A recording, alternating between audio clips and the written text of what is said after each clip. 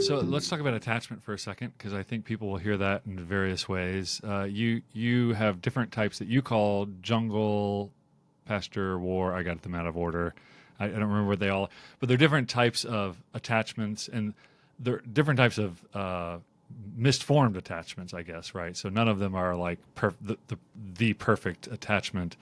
But what do you mean when you say are you talking primarily between a child and its mother, a child and its father, a child and its parents, a child within the family? Like, what does attachment mean primarily for you? Yeah, so attachment is primarily the emotional bond or the affective bond created between a child and their caregivers.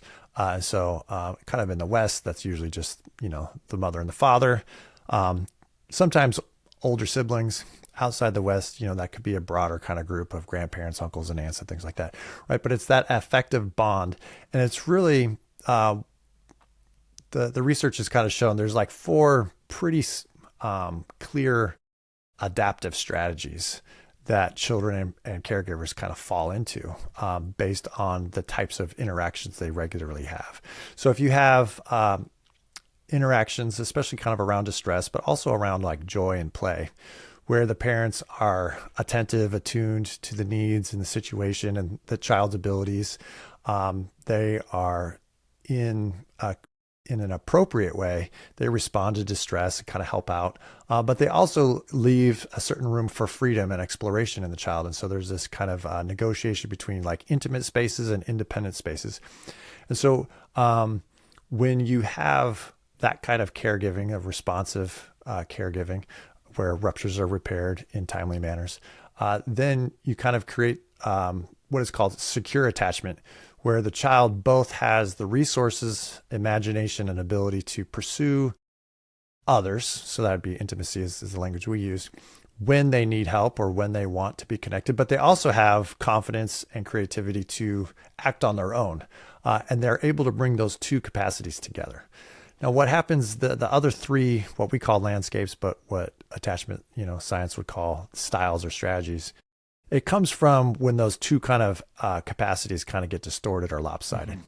So if you have a caregiving environment that is sometimes really on and attentive, and sometimes it's not, so where you're really connected with your children, you're feeling connected to your and then all of a sudden it feels like they just disappear. So that would be like an inattentive kind of environment, where then the child starts internalizing the intimacy kind of side and strategies, where I need to pursue and always be observing my relationships to know, is this a good time to ask for help? Is this a good time to get what I need? Or is it not? Do I need to hang back?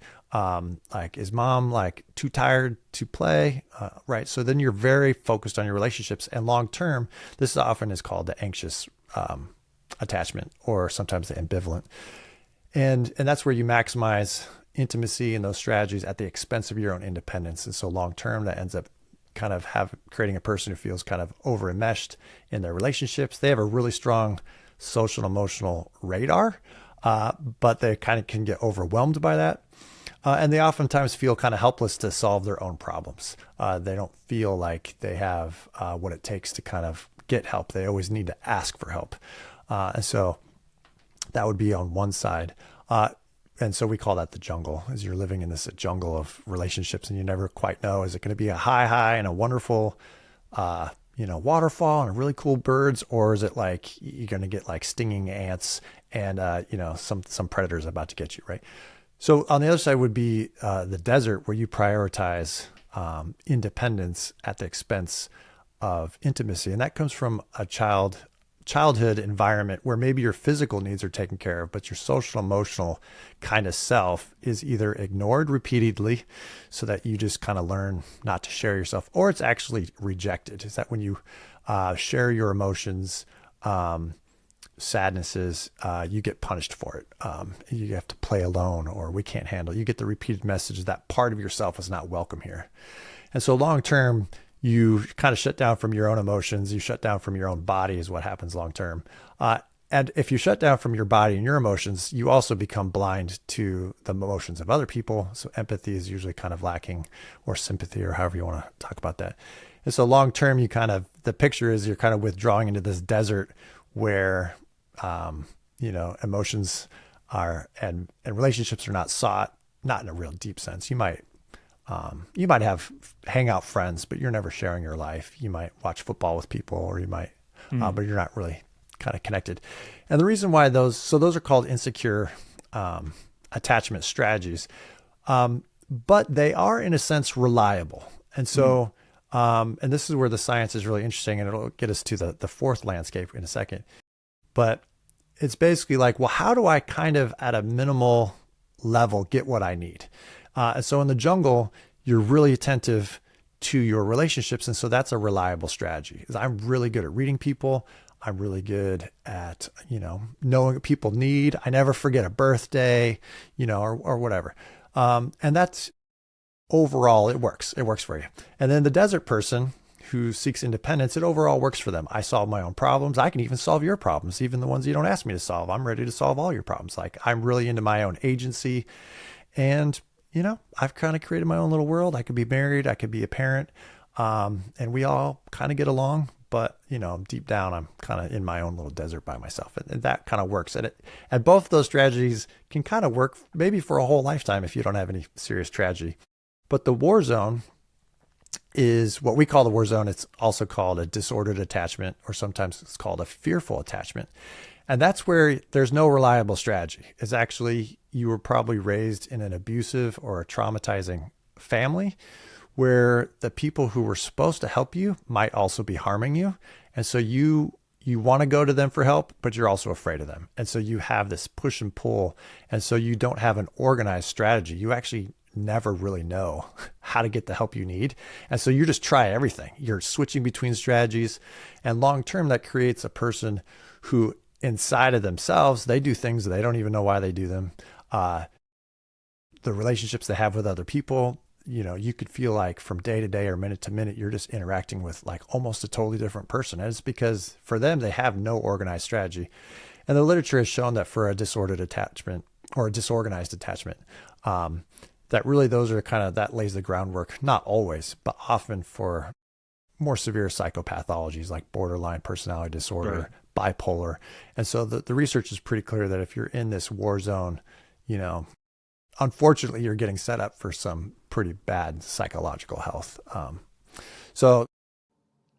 Hey there, if you've benefited from this content at all, please hit the like and subscribe, or subscribe and like, one of those or both of them together on this video. It helps us tremendously with the math algorithm nerd monsters. That was really quick. That was really long. That wasn't that quick, but yeah, go ahead. Back to you. It was great. And I suspect a lot of people were like having their minds successively blown by every next thing you said. And it's really difficult not to hear that and instantly start saying, well, yeah, I'm the one who did that to my kids. And and then because I'm the other one, right. Or whatever. So not to hear that kind of reaction to it. Well, just to jump in, that is the trouble with a lot of the attachment research, is it can produce a lot of shame in people. And the researchers and the way they talk about this have not helped the situation at all. So like when Sid and I wrote our book, Landscapes of the Soul, we really wanted to offer a lot of hope and a lot of compassion, because a lot of people could just hear that and be like, oh, I broke my children, or that's how I was raised, I'm going to be stuck there forever. And that's actually not the truth, right? There is a lot of growth. There's lots of opportunity for sure. Yeah, and I found that with my own children, where I've come to these realizations of what I've done as a parent, where I've failed, fallen short for various reasons, they're very quick to forgive and move on with the next version of me, right? So there can be hope, depending on how bad you messed up. It is really hard not to hear that and feel immediately ashamed of your own parenting. Yeah. So the last point you made, though, there, I want to go back to that very quickly because I want to make sure we're clear. Were you saying that basically the environment can, you might have the same person who has a tendency towards a personality disorder, but the environment can set that off, trigger it, exacerbate it in some way? Or is that like someone with borderline personality, are they always going to be the same borderline personality in every environment? So this gets into a deeper question that attachment theorists have always kind of wrestled with. So Dan Siegel's had several kind of high profile arguments with, and it really comes down to like the nature nurture kind of question, which is, do we have these temperaments that are kind of baked in genetically or something like that? Or do we have the environments that shape us? So that's of course a huge question. I think, I side with Lisa Feldman Barrett, who says, well, we're the kind of people whose nature requires nurture. And so that's kind of the space we're in. So it'd be something like, yes, you might have a predisposition to borderline personality disorder or schizophrenia or something like that. But if you were raised in a secure kind of environment, and that you yourself have kind of a secure attachment, which then can both toggle in the appropriate way between intimacy and independence, then the likelihood that that'll be a critical disorder for you goes way down, right? Okay. But if you're in an abusive situation, then that would go way up. And then people who don't even necessarily have a disposition could still have that. And I always want to say, just because you were raised in a war zone doesn't mean that you're going to have those kind of like psychological disorders. It just means it's kind of like people get the trauma research wrong, that like most people who are abusers were themselves abused. And then they read that all people who are abused become abusers. That's a logical fallacy. And the research doesn't say that, right? Most people who are abused don't become abusers. And so many people who are raised with a disordered attachment, they find later in life pathways toward healing. And that's awesome. That's great. So that's what we want. I think that's what I wanted to clarify. Yeah. Okay, good. Oh, yeah. I mean, it's like, I know there's a lot of research talking about people raised in very broken marriages, right? In very broken households can go on to have very strong marriages because they recognize the frailty of marriage and they don't take anything for granted, and they work. Yeah, go ahead. I have a great reason for that. Yeah.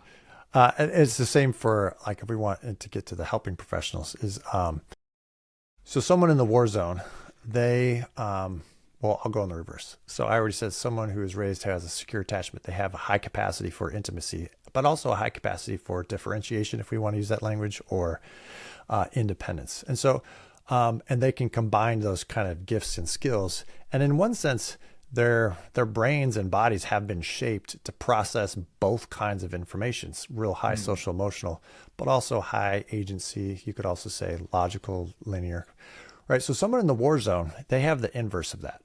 They have learned to toggle in a non-integrated way between a high relational pursuing strategy, and then they also go to a high isolated individualist strategy. I'm going to do it all.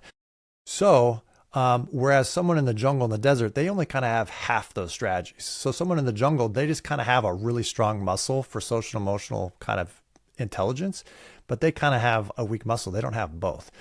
And then the desert's the opposite. So someone coming out of a disordered attachment who has high trauma, when they do their healing work, then, and this is the kind of wounded healer adage, is they actually already had all these skills and all these competencies, all these robust ways of connecting with people. They just use them in very detrimental ways. But when they start a healing journey, then they can use all those skills in beneficial ways for themselves and for others. And so there is a sense in which oftentimes, those people become the greatest healers, pastors, preachers, therapists. They can have great marriages. They end up becoming super nurturing to their own children because they kind of had a negative example of everything that was done to them. So then they're like, well, if I kind of just flipped all that and then as best I can, and then like you said, if I apologize for when I messed up, and just apologizing is actually the repairing of ruptures is this huge, healing process, which of course,